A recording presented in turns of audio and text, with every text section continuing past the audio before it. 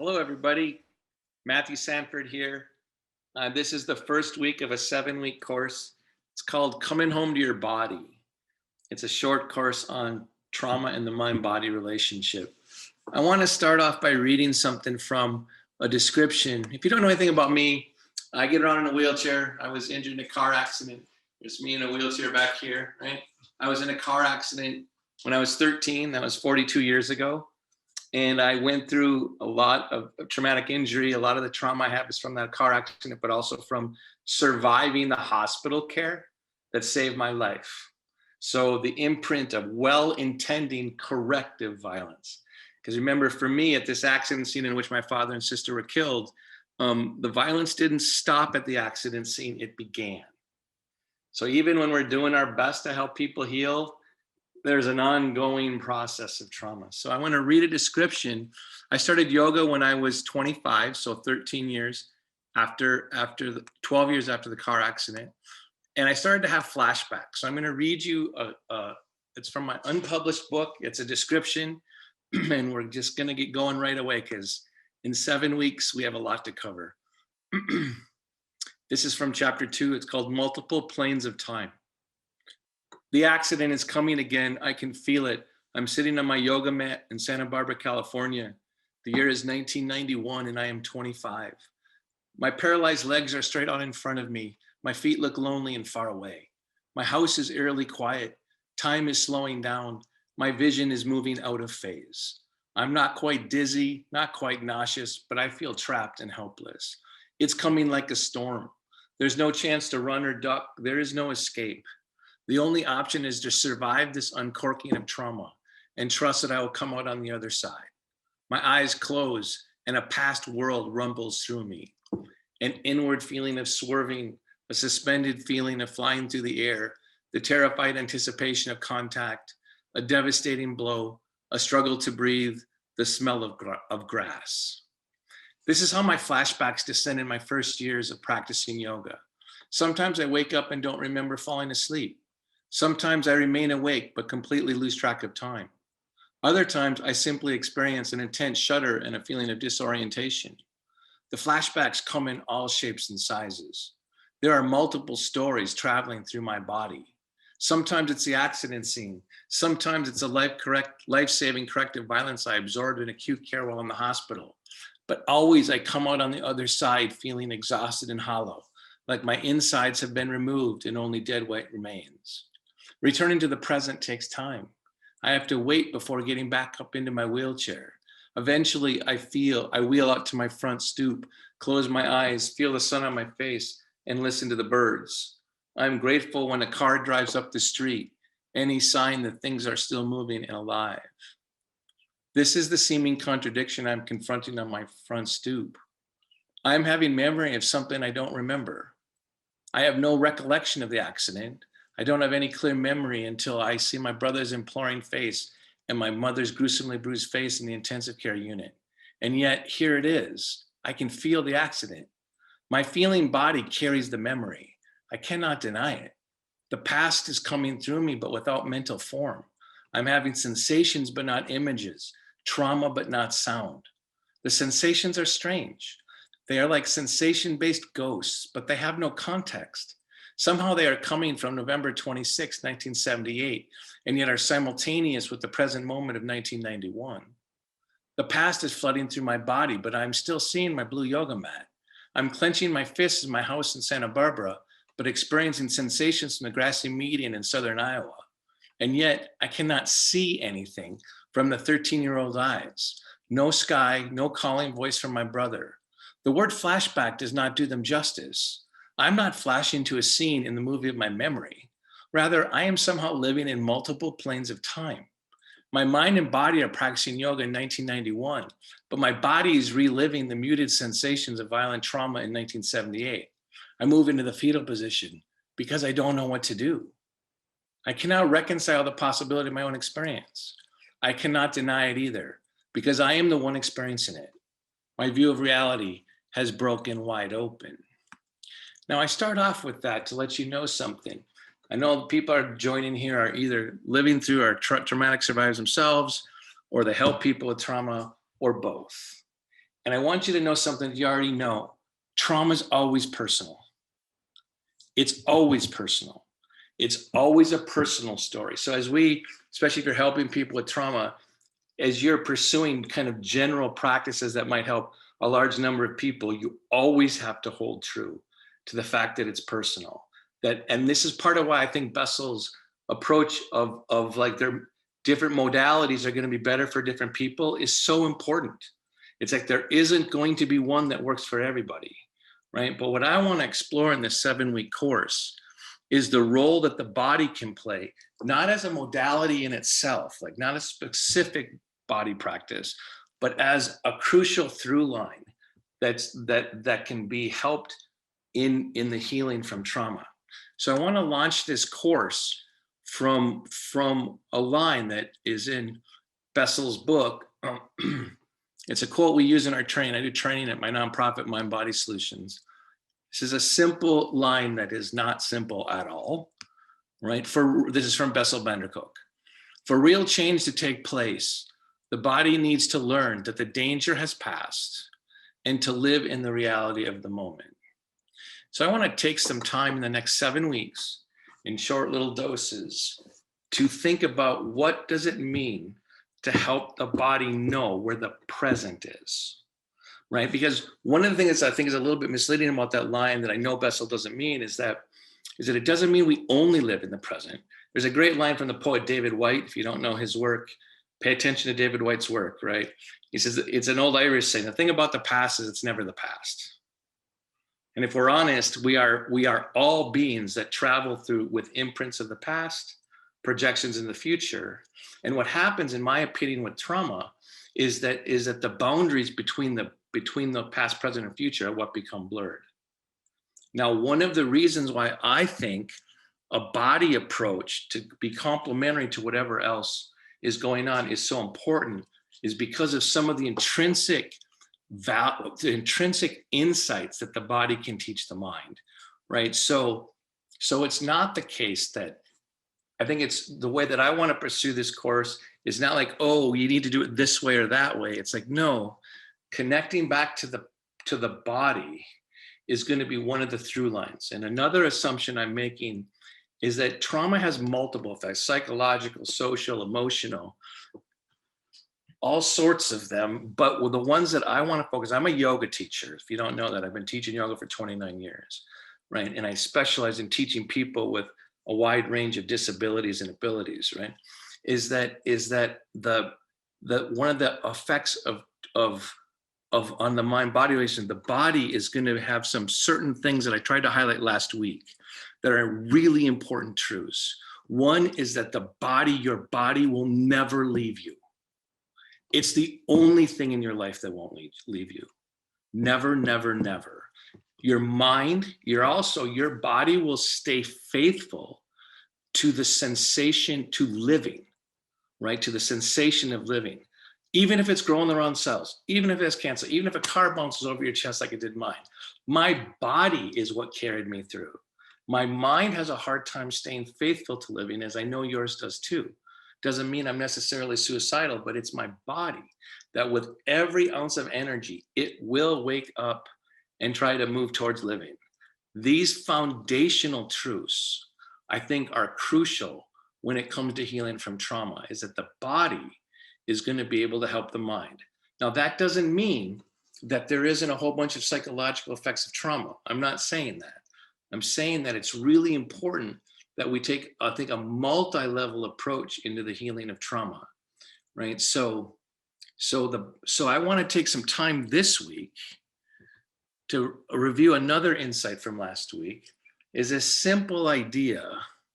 We all have our will and our control and the things that our mind can direct, but there's another part of us, and it gets called very different names, and it could be your emotional side, whatever, right?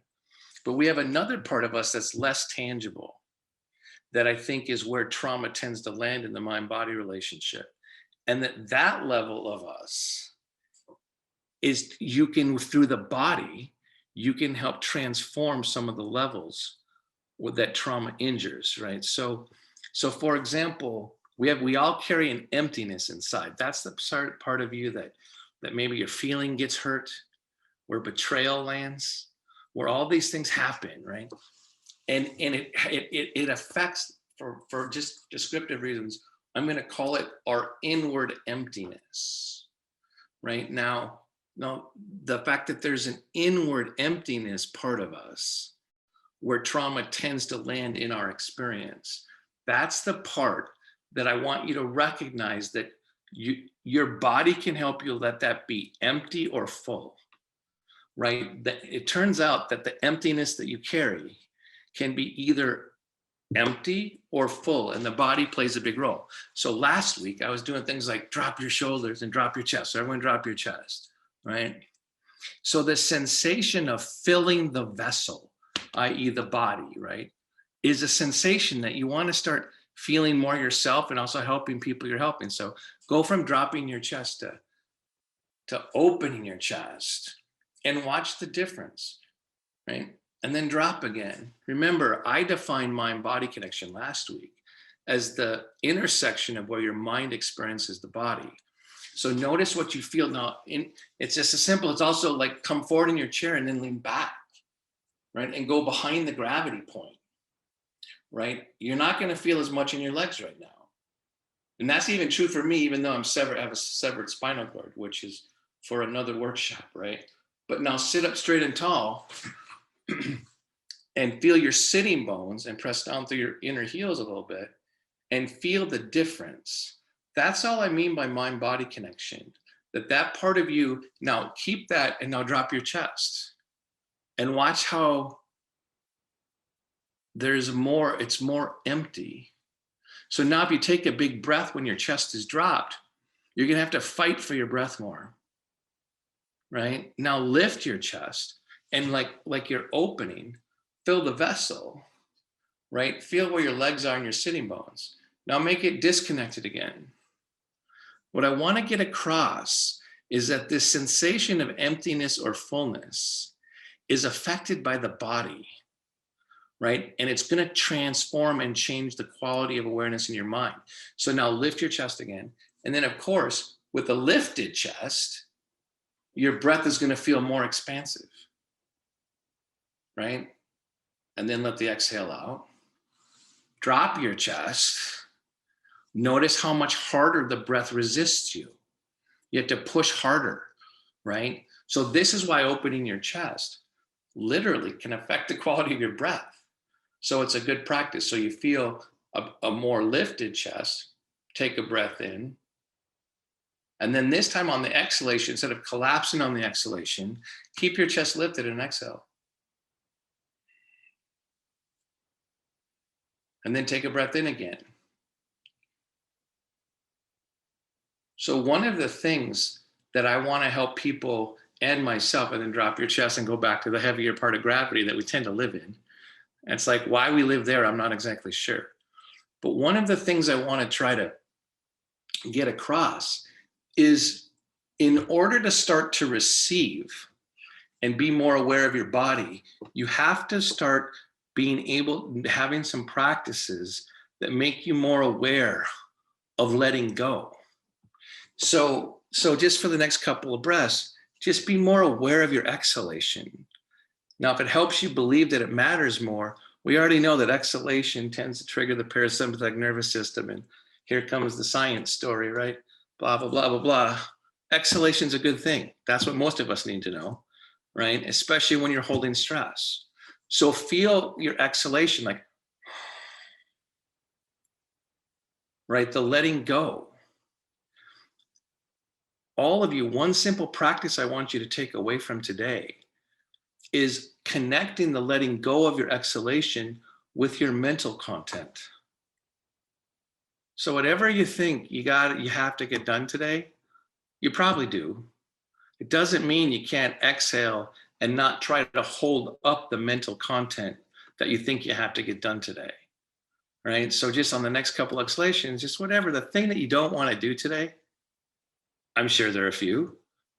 As you exhale, create space between you and that expectation of what you have to do. Like, maybe you should start to believe that your exhalation's magical. Maybe part of the issue is we have to start empowering simple solutions as opposed to very sophisticated interventions, right? And exhalation is going to be one of them. So now I want you to sit up straight and tall, take an inhalation, and then on this exhalation, don't drop your chest. Stay sturdy and tall. And then another breath in, where you're feeling full on the inside. The inhalation expands that sense of fullness. You keep it, that sense of fullness, and you exhale. Then you might say, wait, how do you do that? Well, here's an idea. Remember, I'm going to constantly in the next 7 weeks show you techniques that allow your body to do the practice rather than your mind to lead the practice, which is a big difference. So on this next couple of exhalations, I want you to feel like someone's pushing you, whoever, right, on your inner edge of your shoulder blades. And so exhale from your back ribs. Okay, so inhale, and then feel the exhalation as if your back ribs are going forward on the exhalation. If you start paying attention to that, if you kind of feel you start to get taller in your spine and more sturdy. So notice on this next exhalation from the back ribs, how your lower abdomen goes slightly back. So inhale and expand, and then exhale and elongate through your spine on the exhalation. All we're doing is bringing more body awareness to a sense of fullness. This is the level that body can start helping your quiet, empty feelings, right? It's not just about changing your mind. It's about changing the quality of presence that you experience as part of your living, right? Okay, so another place that you don't realize it, and this is what I want the emphasis of today to be a little bit more, is on softening, learning to soften the organs of perception. So you've got a brain, right? And it grips outwardly. That's what it's for. It's supposed to be out there, right? Taking care of stuff and noticing, like there's snow falling here in Minnesota. And so I'm watching the snow with a little bit of dread when you live in a wheelchair, but that's okay, right? And so your eyes are part of your organ of perception. What you don't realize also is your inner ear is the inside of your mouth, right? So learning to soften your organs of perception will help you create a sense of emptiness or relief like an exhale. So I want you to feel the skin on your forehead and soften it. So you might want to put your hand, right, really lightly like tissue paper on your forehead, heel of your hand on the forehead, and just let it be a calming presence. Now, as you and then just very so slightly, let the heel of the hand drop down, right? So the forehead skin's going slightly towards the eyes. And as you feel this extra reference, soften your temples, right? You don't know it, but you're holding so much more than you need to around your eyes. And then slowly release that. And so now feel the connection to the skin on your forehead, to your temples, right? So now I want you to soften your jaw. So now keep your forehead skin relaxed, your temples, but now your jaw, right? So the jaw is a funny place. In order to keep your lips together, but your teeth slightly apart, right? Now keep your tongue in your lower palate. Now here's the weird one, soften the base of your tongue, right? So the base of your tongue can relax your inner ear. So you're gonna find through the course of your day that you're constantly gripping the inside of your mouth. If you take one thing away from today, practice softening the inside of your mouth in this next week, right? So now you've got the base of your tongue. So one way to do this is resist any urge to talk. Lips together, teeth slightly apart. Keep the softness on the skin of your forehead, right? Now here's another one. Relax your belly, your abdomen, to relax your throat.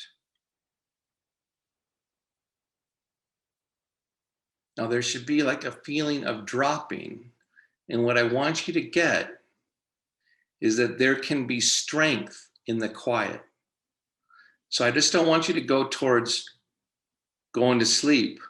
As you soften around the eyes, the temples, the jaw, the inside of the mouth, feel your feet on the ground, your sitting bones in the chair, and bring a sensation of strength through the quiet.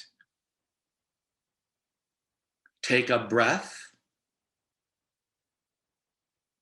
fill the vessel, exhale from the back ribs, lengthen the spine. You can be quiet and strong. That's a huge insight. It comes from body to mind. That's what I want to get across to you today, is that learn this week, try to soften your organs of perception. And when you do, keep your chest lifted. So go to that quiet place that some of you associate with vulnerability and recognize that that quiet place is also the source of your true strength, your resilience. So what we're trying to do is use accessing that in the mind-body relationship to realize that the body can keep you company there, that your mind is not alone with your emptiness. Your body will always be with you there, always. So that's what I have for this week. Sorry I got cut off. Dang it. We'll get it better next week. I think that might have been my internet. I apologize. So if anyone had any comments or questions, I can sit and listen to them into the box. Otherwise, next week, we're going to work on a different sensation that travels from body to mind. We do have one question in the chat if you'd like to answer it. Okay. Someone says, could you possibly talk through the abdomen and throat connection? So, yeah, well, what's great, what you don't realize, and remember, I'm a yoga teacher, I've practiced probably more than you, but there are connections in your body that are actually, they're there, right? So in a way, as soon as you soften your abdomen, it softens your throat. And what you'll figure out, it's easier to figure out at first when you're laying down, right? And maybe having your legs up on a chair. But when you can start just like it's almost like what you feel on the end of an exhale, right? And then bring that to your abdomen. And as soon as you feel relief in your belly, it actually immediately is relieving your throat. So this is a sensation not to create, right? So the softening of your belly does not create a softening of your throat, right? They're already the same thing, right? They're connected without you having to be aware of it. So practice, and that means putting your hand on your stomach sometimes, and then letting the relief travel up to your throat. So remember, this is already true. Your mind doesn't have to be in charge. And that's one of the insights that's going to help trauma and the mind-body relationship. All right, good question. Anything else? Yeah, I got another quick one here. Does softening the abdomen, base of tongue and thus your middle ear affect oversensitivity to hearing? Oversensitivity to hearing. You know, it's going to be different to everybody. Again, I'd like to tell you, yes, it does, or no, it doesn't. I would say practice it and report back to me next week, right? I think that when you soften that way, one of the reasons why we don't soften like that during the course of our day is we're actually protecting, we're vulnerable, or we think we're vulnerable when we soften like that. And so I do think it could actually make you sometimes more sensitive to noise. It could make you less sensitive. I would want you to soften and ground your sitting bones and feet, and then see what happens to your sensation of hearing, right? So Again, I'd love to hear back next week. You tell me what you think, because again, everybody's wired a little bit differently, right? And that's part of the insight here. These are good questions. I'll see you next Tuesday. Until then.